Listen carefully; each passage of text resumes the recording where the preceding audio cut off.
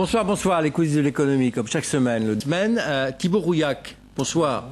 Alors vous, ça va pas du tout, hein, parce que vous sortez pas d'HEC, vous sortez pas de l'ESSEC, vous n'avez pas fait l'école de Cédric Ingrand, vous sortez de l'IFAG, L'Institut de formation aux affaires et à la gestion. Je dis toujours la signification des sigles, parce que maintenant on a pris une habitude avec des écoles, c'est qu'on donne le sigle et on ne sait même plus de quoi il s'agit. Donc maintenant vous dites l'IFAG comme vous diriez IBM.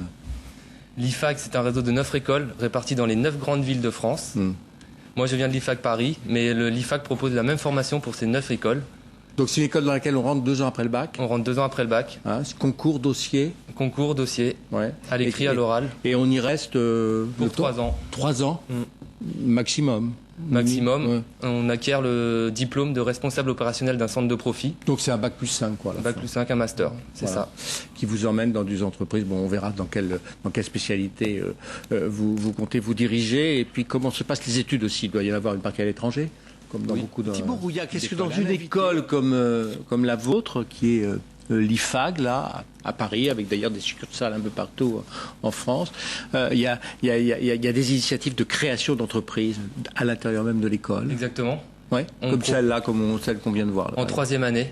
Ouais. Pour l'instant, c'est pas encore mon cas. Moi, j'ai monté un projet de développement durable en première année, mais en 3e année, on propose aux étudiants de créer une entreprise, ça s'appelle le CACREA. Il est récompensé ensuite par une enveloppe financière pour le meilleur dossier au point de vue national.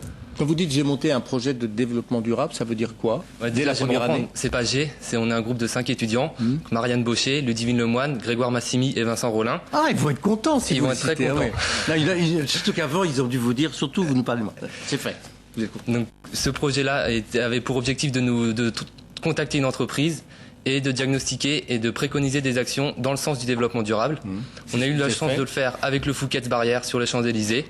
Et on leur a remis à la fin de notre présence, c'est-à-dire à peu près 6 mois, un livret de 43 actions où l'on visualise les impacts, les moyens, les personnes et les résultats attendus. Des problèmes de développement durable au Fouquet's ? C'est une entreprise comme les autres. Oui, et j'entends bien. Elle a besoin d'avoir ces notions-là dans son management et dans ses intérêts.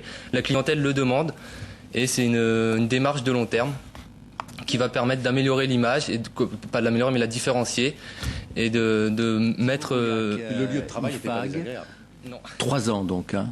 C'est ça. Et dans 3 ans, vous sortez, vous allez dans quelle entreprise? J'aimerais bien pouvoir le choisir, mais je me dirigerai plutôt vers un métier vers la gestion, finance. Ouais. Dans quel secteur? Ce qui vous intéresse? Plutôt dans les services aux personnes, parce que je me dis que c'est services aux personnes, ouais. Services de proximité, tout ça? De proximité ou services en général, aussi bien les banques, les agences immobilières. Ah ouais. Ça fait partie du service. Mais j'aimerais bien être à terme manager d'un centre de profit par mon diplôme, car il me semble pour gérer une entreprise, on a besoin qu'elle soit saine et rentable. Et donc c'est les bases de gestion et de finance qui permettront de développer cette entreprise.